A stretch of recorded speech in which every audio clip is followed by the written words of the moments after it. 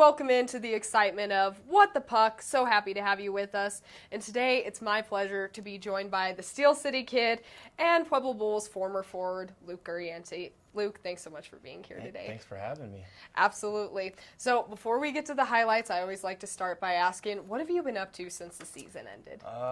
Workouts, hanging out with family and friends, just, taking it all in after season and relaxing. Yeah, and like we talked about before we got on camera, I'm sure that's something that you don't get to do a lot throughout the season besides working out, and so it's probably good to just recover a little bit and catch up with family. Oh yeah, it's definitely a good time, and just being around the dinners, having some cooked dinners from my family and stuff, so yeah, it's awesome. Yeah, that's wonderful. And have you been making any plans for your future and continuing your hockey career at all? Yeah, I actually I committed to Midland University and get to go play with Augie from the team as well. So he committed out there, and yeah, looking forward to it. So yeah, that is very exciting. Congratulations, that's amazing and very well deserved. So thank you. Absolutely. Well, with that, I won't keep you waiting any longer. Let's get to the highlights. All right, so we got this first play here against NoCo. Kyle Avery gives you a rink-wide pass. You waste no time, bury it back door, and then we got a jump celly afterwards, and of course, hockey hugs.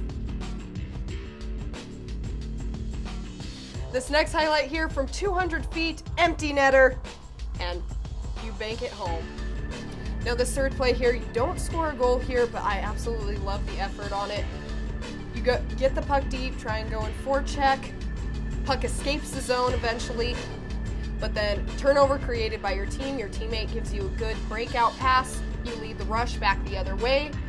Kind of create a 2-on-1. You fire it on net. Blocker, save made by the goalie. A good puck retrieval by Kyle Avery. And then puck out of play, but you stuck with the play the entire time.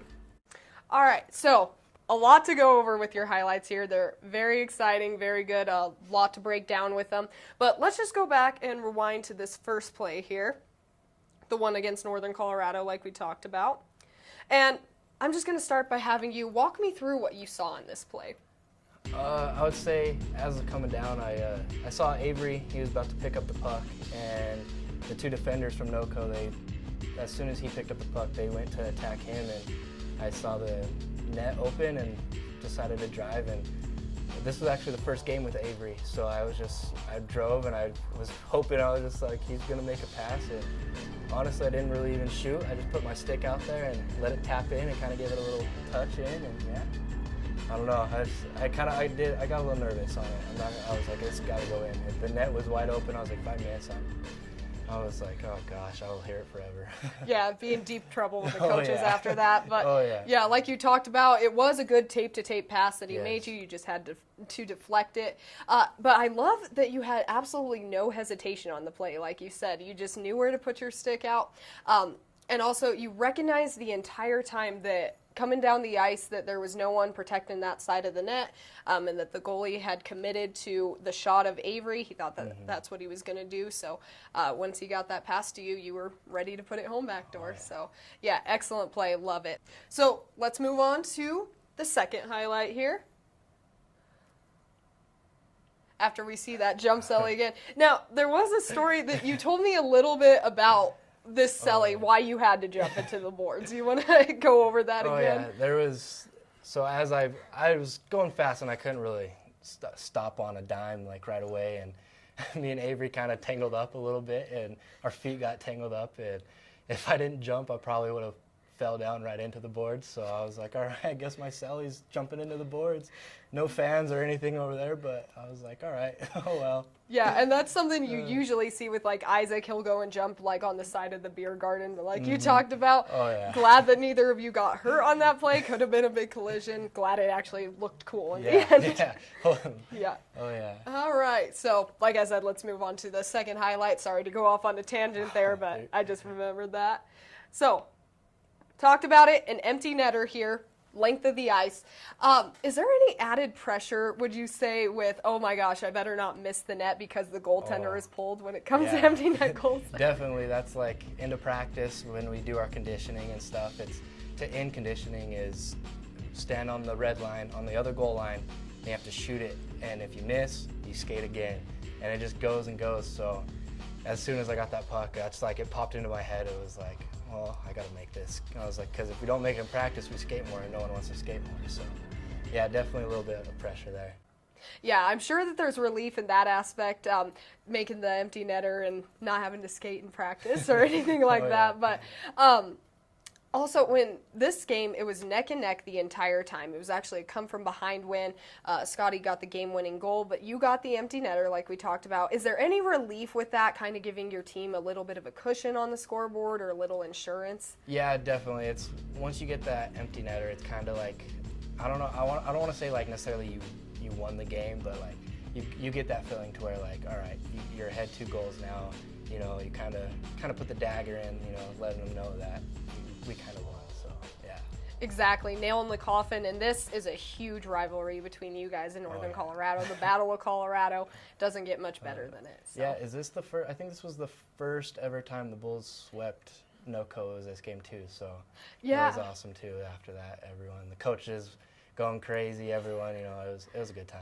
Yeah, and I'm sure it was nice. I remember you told me off camera, no curfew for you guys. Oh, yeah. So yeah, I'm sure you guys were in bed by 8:30. Oh yeah, definitely.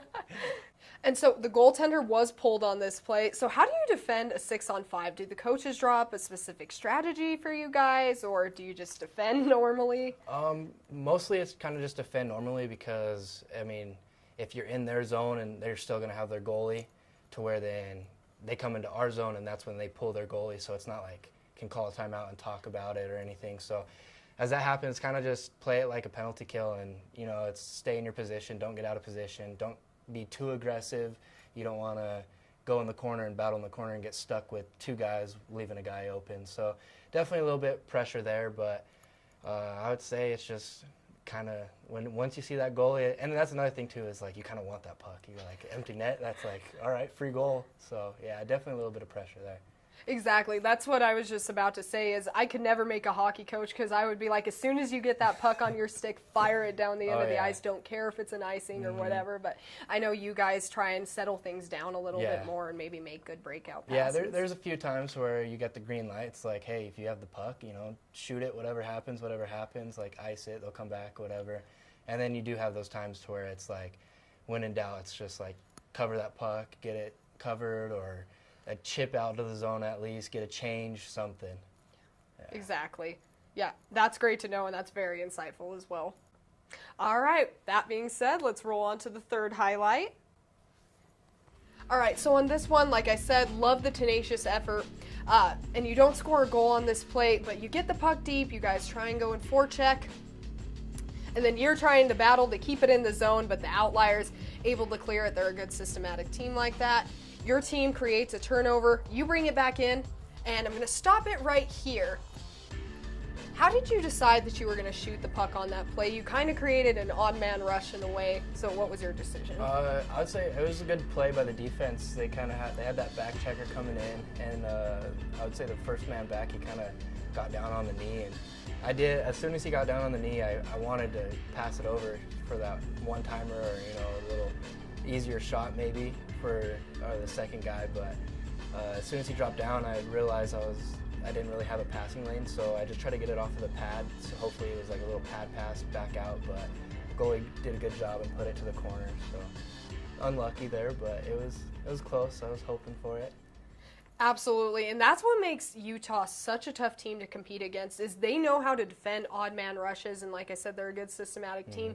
Like you basically just described, I don't want to repeat exactly what you said, but they had the defenders that were protecting the pass, and they were letting the goaltender play his position. So he was guarding the shot, and he did a good job of turning it away. So I think that had a lot to do, nothing on your guys' part really, just more on they defended that play well. Most of the teams on odd man rushes too, they say let the goalie make the save. The goalies, that's what they're there for. So, you know, they better make the save. If not, then that's kind of on them, I would say. But yeah, definitely I guess the defense read it and was going to let the goalie make the play and took the pass away. Exactly, and I know something else that coaches talk about often is they don't want you to leave your feet. Sometimes they don't even want you to drop to one knee, but in this case it worked out for them. Then I'm going to roll this play forward a little bit, and we'll talk a little bit more about it. So like I said, the puck ends up going out of play, But I love how you cut to the net and then you try and establish a net front presence. You try and impair the goaltender's views to maybe give Kyle Avery a screen so he can maybe get the puck through. But if you had to describe your role on a team or just your style of play, how would you describe that to a potential coach or a scout or anything like that? I'd just say I play really aggressive. Honestly, I'm not really afraid to make mistakes. I mean, coaches, that's the same thing too. Coaches tell you, like, you're going to make mistakes. When you play fast, it's going to happen. So hopefully if I do make a mistake, then I'm going to try and get back hard, or, I'm going to, same thing. It's like if kind of in that play, I dumped it in and we didn't get the forecheck. We pushed a little too hard. They got it back out, but then right then again, we were right back in the zone. So I say just really aggressive. I like to play the body a lot. So I don't know, that might be, I don't know, I just grew up doing that that was kind of my game style, so. Yeah, and I can attest to everything that you just said, and you work very hard, so Midland, you're getting a hell of a hockey player. Very excited about that. All right, now to move on to a segment that I like to call Just Pucking Around. And if you're unaware, Luke Guarienti was a CSU Pueblo football player here, so you played D2 football. If you had to build a football team based on your teammates from the Pueblo Bulls, which players would play what positions, and who do you think would be the best football player on the team? So I'm going to put Isaac Hood at running back because he's pretty fast. I'd do running back or linebacker. He's fast, big. I don't know, quarterback. I don't know who can throw the ball. I feel like Ian Williams. Yeah, I feel like he could throw the ball. He's got some length with him, so I feel like he could throw the ball, be a little bit taller. He'd be a good wide receiver too, though. Shoot, I don't know. We don't have too many big boys playing football. Like the linemen, I mean, shoot, no linemen compared to any of us, so that's a little tough. I'd probably put Greg at corner or a defensive back. I could see him there. Yeah, I don't know. I feel like I feel like everyone's pretty athletic. I feel like anyone can play anywhere. I don't know. Yeah, definitely. And then the best football player, I'd just say Hood. He's got the aggressiveness. He's big, and like we kind of were talking about earlier, if he can hit on the ice, hopefully he can tackle like that too. So. Yeah, I think that's a great football team that you assembled there. Has a chance at winning a bit, but with linemen, I don't think you could choose from the team because linemen, they're usually like 300 pounds plus, and I think, like the biggest guy on the team, 200 maybe, or something probably, like that. Yeah, maybe a little over 200. Yeah. Probably. And then, like you talked about with Ian Williams being the quarterback, if his throw is as good as his release on the ice, though, I mean, I think he could snap the ball pretty good. So, that'd be good. And then Isaac Hood, just a big body. He'd be able to plow through that defensive line, I think. And wouldn't need the biggest O-line to help him out, I don't think. So. Yeah, that's true. Yeah. I think he could fight some guys off, though. I agree completely.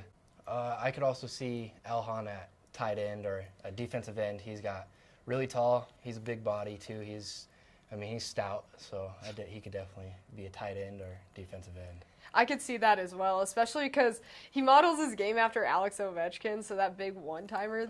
So I could definitely see him being a big body, and hopefully he has good hands as well, though, so he could catch a lot for you. That's Rob Gronkowski position, so being tall and having the height advantage, that'd help out a lot. Yeah, definitely. But yeah, absolutely. I think those are great choices. All right, Luke. Well, thank you so much for coming back on the show. Congratulations again on committing to Midland.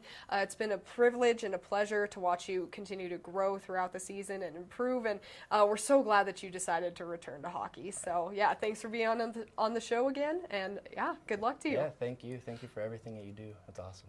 Thank you. That does it for this edition of What the Puck. Thank you so much for joining us, and until next time, remember, a 2-goal lead is never enough.